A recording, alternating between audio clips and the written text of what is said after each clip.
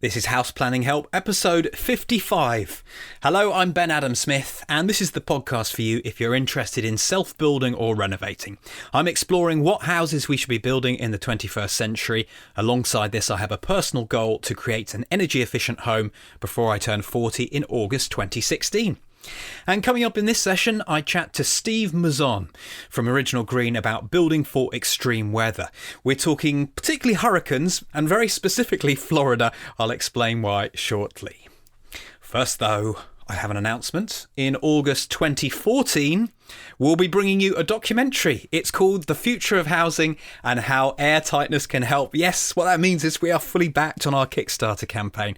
Thank you so much. I feel I should have had some applause or something ready, but no. We had 100 backers. Well, actually, it's still going. This has got 63 hours left, so we'll use any money that we get from now onwards in exactly the same way as we are doing now, improving this documentary or getting the message out there. And so far, we've raised £5,626. I suppose I should have calculated that in dollars as well, but it's going to be $8,000? Complete guess. I'm not sure. I have to say, crowdfunding, it's been an emotional roller coaster. I did not envisage that at all. I thought it would be quite easy, quite plain sailing, but of course I've had to fight for it, but we got there. So it was really fun. And take a look at the Roll of Honour, because it is like reading a who's who of green building. Everyone got out in the end. So houseplanninghelp.com/roll, as in ROLL, will take you straight to that. I think it's worth casting your eye down all of those names. Brilliant. One more time, thank you. Today's interview is all about resilience. If the weather patterns change where we live, are we going to be able to cope? And we have seen this to a degree. I don't know, perhaps it's just what was going to happen anyway. We've had floods in the UK at the beginning of 2014, droughts in the California area, no doubts all around the world. Perhaps there have been more cases of extreme weather. In this session, we're going to be addressing a question from Frank Wiley about building in Florida, which is an area that's already prone to hurricanes. So I've got the help of Steve Mouzon from Original Green. He's going to be my guest today and helping me answer this question. But I started by asking him how he became interested in environmentally conscious building.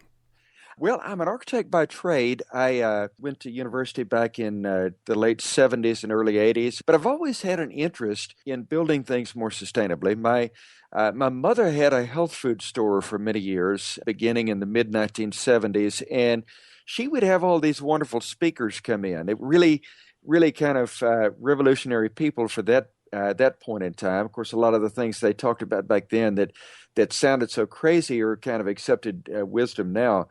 But anyhow, it kind of piqued my interest just as a mid-teen. And so therefore, when I went to school, then that was an interest then as well. There were a number of years where, you kind of take a job once you get out and you do all you can, but nobody wanted to hear about those things, about how you built sustainably in the early 1980s. And so I did the best I could, but it's only been in more recent times that I found more of an audience for that in the last decade or so. And so it's been nice to get back to the things that I'd always wanted to do since the beginning of my career. I thought it'd be nice to have a chat with you because I know that you are based in Florida, near Miami, is that correct? Yes, I'm actually in, we live right in the dead center of South Beach at 10th and Meridian, so it's a wonderful place to live and work. And I had this question that came in. I'll read it to you now, and I thought that we could actually focus this whole episode around it. So good service to you, Frank Wiley. And this was your question. You said, "Hi, Ben. I know that in different parts of the country," he's talking about the US here, "different building practices work better than others, and you have to take weather very seriously in some areas.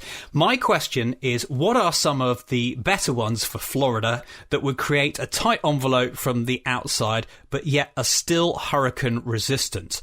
I also want to keep in mind that termites can be a big problem in the state." So can we start off, Steve, with just looking at weather almost? What are the most dangerous types of weather when we're thinking about buildings? Well, where I come from originally is in North Alabama. That's kind of in the mid-South, and there that area is known as is Tornado Alley. We have a lot of tornadoes up there, and you have just a few seconds to dive for cover sometimes if one is on the way. Down here, there's not so many tornadoes, but there's the hurricanes, which are, at least with a hurricane, you have maybe 2-3 days to get ready as opposed to just a few seconds. You're not in fear for your life necessarily, but you definitely need to get ready. Now, the interesting thing is with a tornado, there's really not much that you can do with a building unless you're building a concrete bunker to survive that. And so it doesn't really have that much effect on architecture. But a hurricane is a very, very strong wind, but it's not so strong that the building can't survive if it's designed right. And so what we find in this entire region, I call it the Caribbean Rim, but it's actually bigger than just around the Caribbean. It also includes the Gulf Coast as well.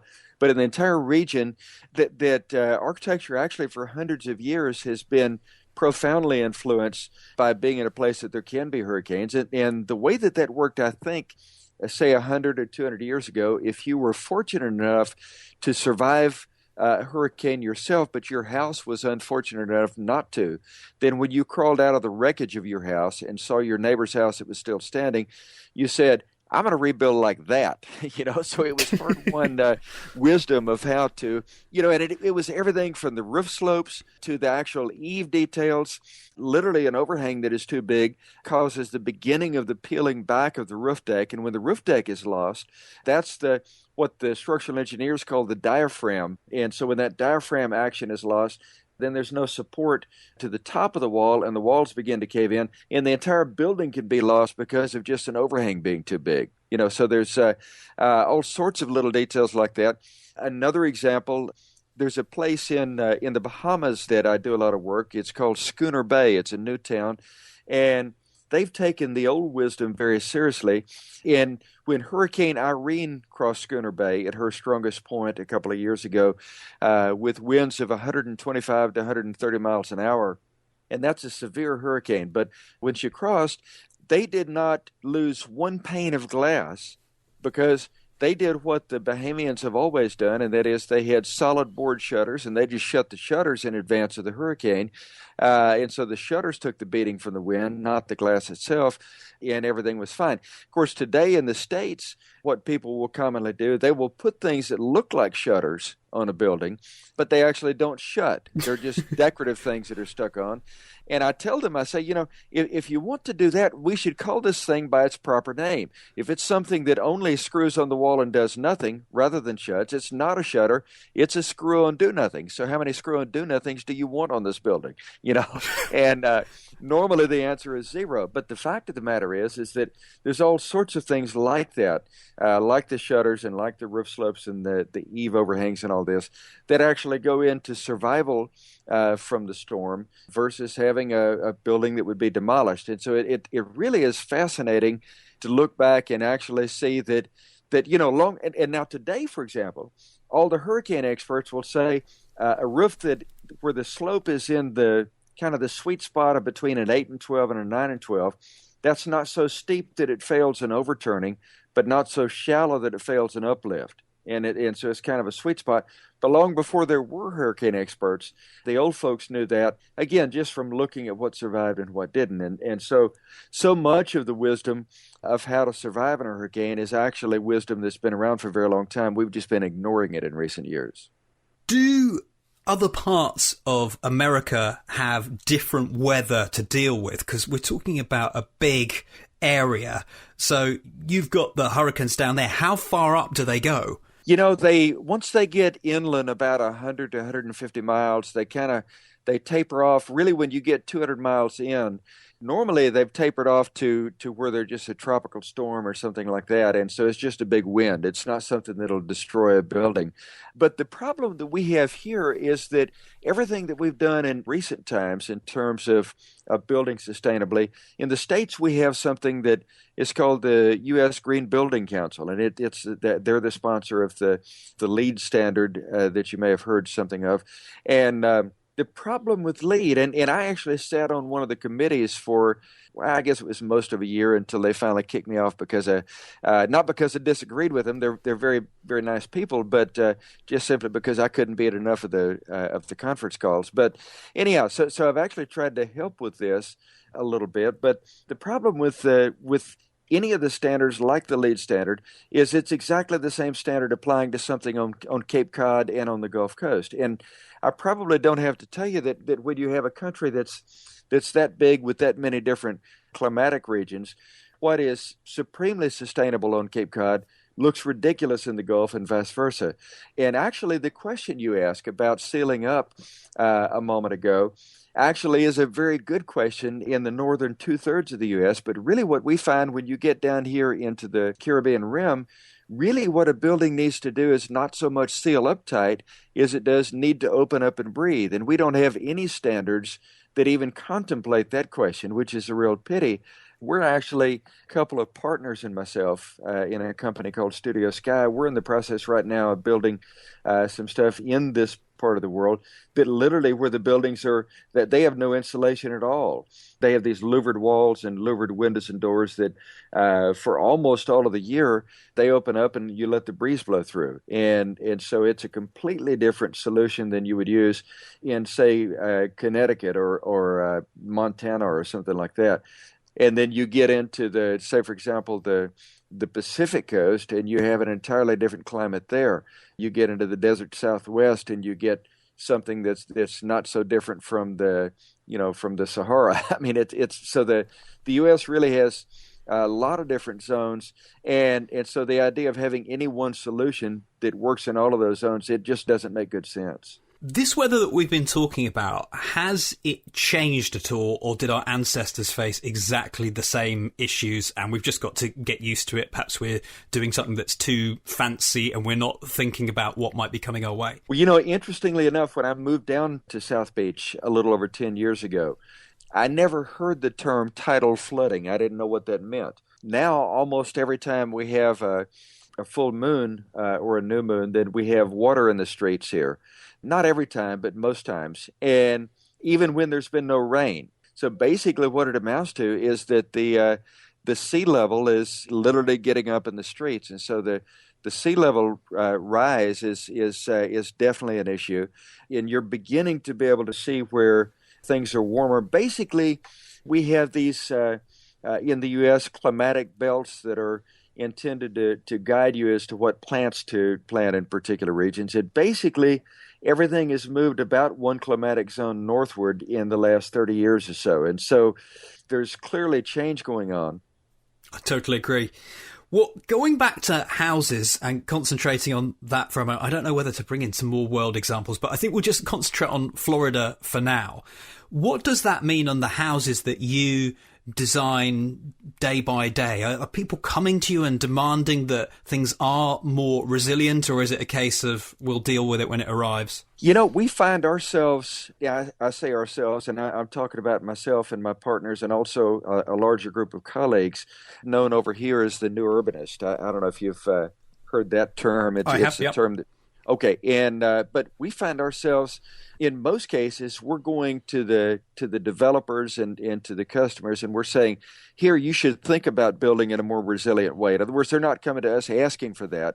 We're going to them and saying, you should think of this, and then they do. To us, it's just simply being responsible. But it also, here's another way of thinking about it, if you want to look at it in a crass commercial way, and that is to say that if you are responsible, at some point in time, the market is going to realize that, hey, this is a better product than what those other guys are selling. We need to buy some of this. So we think that on the one hand, it's responsible. On the other hand, it's a good marketing strategy as well for putting out stuff that is demonstrably better than what people have been building for a long time. Do we need to use special materials to make it resilient? I think we have actually pointed out you could have everything concrete and that might be the best way, but what are the techniques that are going to make someone withstand this very strong wind that only comes at certain times of the year? Well, the crazy thing, we did a lot of work. One of the founders of the New Urbanism is a fellow I've been doing a lot of work with for years. His name is Andres Duani, and he's actually been doing a lot of work in the UK recently, and just for whatever it's worth. But the Saturday after Hurricane Katrina several years ago, I went over to his office, and we sat down and we came up with the idea of what we call the Katrina cottages, these tiny little cottages that would let people get a foothold on their land again. And partly as a result of that and as a result of some other things as well, we did a lot of work, all of us did, all of our colleagues on the Gulf Coast for years after Katrina.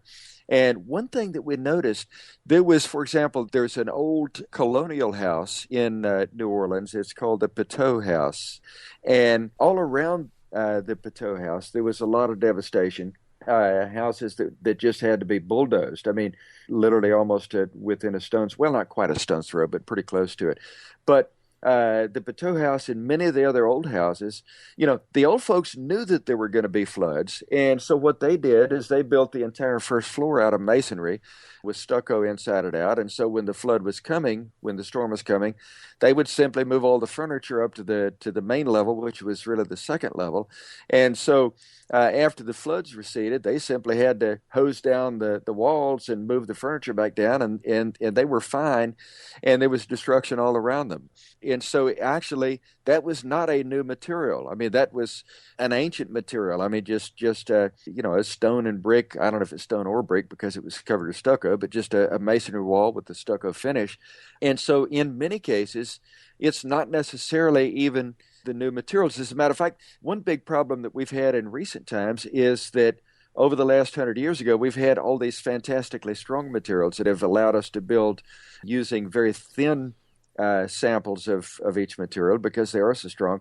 But that means that there's not a lot of margin for error. We will engineer them to use absolutely no more material than what we need to save on cost. And so therefore, if something is extraordinary, then it can fail, whereas the old stuff that actually used a whole lot of it, a 16-inch thick masonry wall, that's far stronger than any regular wood frame wall that we would build today, for example. And so actually, in many cases, the old stuff actually held up better than what the new stuff did because it was not engineered just to the code, but it was a whole lot stronger than that. Sustainability is quite a difficult one to get your head around sometimes because you could use something that's really strong, or perhaps you could design something that would almost fold away and you'd have to rebuild. What is the best strategy for where you are in Florida? It depends on what you're talking about. One thing that we started to do here just very recently, and that is to say that in a hurricane zone, that there ought to be a part of the house that is very strong, like made of masonry, and that's the part of the house where you can put everything in a storm, not necessarily on the second level like what the people did in New Orleans, but some masonry core that is very strong, and that the rest of the house is just kind of a framework. We call it a timber tent, meaning that it has a strong frame, but the actual wall panels could blow out in a severe storm, and you just replace the wall panels, and then you're back in business. But the idea is that all of the expensive things, like say a kitchen cabinetry and all that would be in the masonry core, because you don't want to replace that, and then the furniture you just stack in there. And so the answer is that there is no single answer for an entire building. It depends on which part of the building that you're talking about, because we feel like that it actually makes sense to have some parts of a building that's one way and some parts that are the other way, so that you don't burden the entire building with having to be built out of masonry, because that would get very expensive. Let's briefly have a quick look around the world, because I keep thinking back to the example of Typhoon Haiyan that happened last year, and that was the biggest storm the world had ever seen.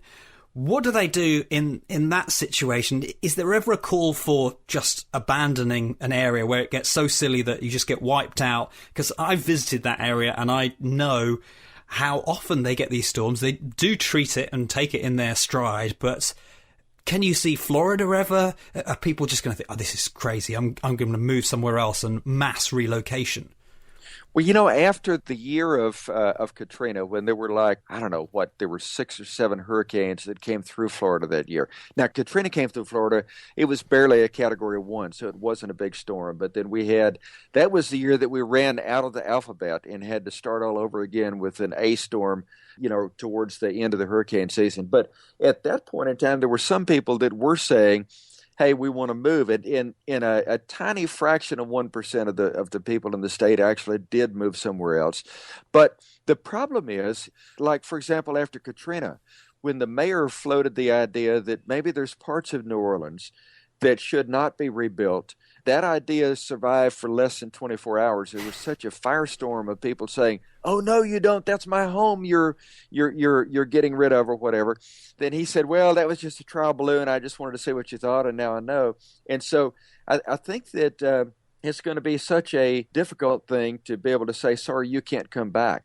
That probably won't happen in most places. Even in South Beach right now, we're talking about what do we do for the next 100 years, and we realize that probably we're going to have to build some levees, because there will come a time when a good bit of South Beach will actually be underwater. But there's enough real estate value here that the levees are a whole lot cheaper than everyone abandoning the property that they own here. And so I think what we're going to find is that rather than just full-scale abandonment, you're going to see a lot of adaptation to the new conditions, and that's the more likely path, is adaptation as opposed to just abandonment. Are we doing anything that could be seen as silly in any of, not specifically that situation, but any no-go houses that are just wasting time and money because they're not set up for it, or on the whole, are they quite good standard? Here's the problem. The standards that we had. Now, I'll preface what I'm about to say with this, and that is that on the Mississippi Gulf Coast, for example, there were some of the communities there that actually did not have building codes prior to Katrina. And so that was one thing. So there were no standards per se. But even the standards that we did have, if you built to those standards, then Katrina was such a out of the realm of possibility event. In other words, nobody even imagined it before it happened, that had you built completely to code, then you still would have been wiped out. And so that's what we're going to start seeing, I think, is more and more situations that are simply out of the realm of imagination until they happen. And then it's like, whoa, how did that come about? And it's just one of those things that you literally cannot anticipate. And so I'm afraid that that's what we're going to have, that we're going to be up against more than just simply things that are just a little bit out. It'll be events that are a whole lot out. Well, let's just go right back to where we started off, which was Frank's question. And he wanted to know whether there are some better ways to create a tight envelope from the outside, but yet still hurricane resistance. Is there any more help you can give him, or are you saying that on the whole you wouldn't need a tight envelope if you were in Florida anyway? Actually, yes and no, and that is that we do feel like part of the house needs a really tight envelope, and that is that masonry core. And I will say this, when you get further south than Orlando, for example, really building in masonry is kind of the normal way of building anyway. As a matter of fact, if you price a house built out of concrete block here versus one in, say, the Mid-South, like where I came from originally, North Alabama, it would be a whole lot more expensive in North Alabama than it would be here, because they're not used to building that way there, whereas it's just normal here. And so the main thing that you would do, now let me jump around on you a bit. There's a place that we do a fair amount of work called Alice Beach. That's ALYS, if anyone is looking it up. And it's on the Florida Panhandle. And that was a classic example, like we're talking about earlier, of us going to the town founder and saying, hey, you should consider building in a stronger way. And so they were actually the first place in the U.S. that was built to what is known here as a fortified standard. And it's still concrete block construction. The walls are. But what they do is they reinforce that block a whole lot stronger than what they would do here in Miami. And so it becomes extraordinarily strong to hurricane wind. And there they also actually use concrete shingles for the roof. I say shingles, it's actually slabs of concrete, kind of like what you would see in Bermuda. It looks very much like a Bermudian roof. And so it's an extremely strong building that you would have there. And so there's some things like that you can do that increase the strength kind of incrementally over what's already being built. But the main thing to build sustainably here is actually to have most of the house that actually can open up and breathe. And that's what we're not doing at all here right now that we should be doing, simply because, I mean, if you think about it, like say, for example, here in Miami, in the 10 years I've been here, it's never gotten up above 93 degrees Fahrenheit. And the human comfort range, they say it's 68 to 78 degrees Fahrenheit. I should have the centigrade conversion to that, but don't right off the top of my head. But anyhow, so basically it's only 15 degrees Fahrenheit above what's known as the comfort range, and you could get 10 degrees of comfort just simply by cutting on a ceiling fan. And so it's not like we're that much out of the range to the high side. As a matter of fact, one of the most important things you can do to be more sustainable is to have a series of great outdoor rooms where you entice people outdoors. Like our side garden here at our condo, we finally got it pretty well built out into like a dinner garden and a living garden and so forth, to where I'll go out there and spend a lot of time working outdoors. I'll draw outdoors and this sort of thing. And so when you spend time outdoors, you get acclimated to the local environment. So when you return indoors, you actually don't need to cut on the equipment for most of the year. And so I could probably live here for really pretty much all year long without cutting on the AC. Now, my wife cuts it on sometimes because she likes it a little better than I do, but we literally could live almost all year long without it. And so the idea of sealing everything up tight, like just a hermetically sealed envelope, it's just an idea that makes perfect sense further north that actually doesn't make sense here. You don't need to do that here for just the temperature. You only need that part of the house that's really strong for the storm. But that's a very different need, and so you should approach it a different way. Well, Stevie, it has been really good to have a chat with you, and I thank you for all of that information you've given us today. Delighted to talk to you, Ben. You can find out more about Original Green in today's show notes at houseplanninghelp.com/55. Got some pictures in there, some links to Steve, and that's your place to leave comments and questions at the bottom of the show notes. I also do have a question for you. If you're someone who has to contend with extreme weather, I want to know, has this altered what you plan to build or what you have built? Be really interesting to know. We must do a quick thank you to Lloyd Alter from Tree Hugger as well, who I asked for help on this one. Who could I find as a good guest? And he suggested Steve. So thank you very much, Lloyd. Let's do a couple of iTunes reviews. Thank you for these. These are really nice as well. Dr. Nikki62 in the UK. The title of this one is Excellent Company on My Road to an Eco House. Thanks, Ben, for creating this. I've been with you since episode 8 and found it great background as I plan our passive house. One thing that is obvious is your media background, as the broadcast clarity is excellent. I subscribe to a number of other podcasts in the same space, and the same cannot be said of them. Keep up the good work. Actually, I'd like to know what podcasts you are listening to, because I'm always looking for good podcasts. So please, Dr. Nikki, get back in touch.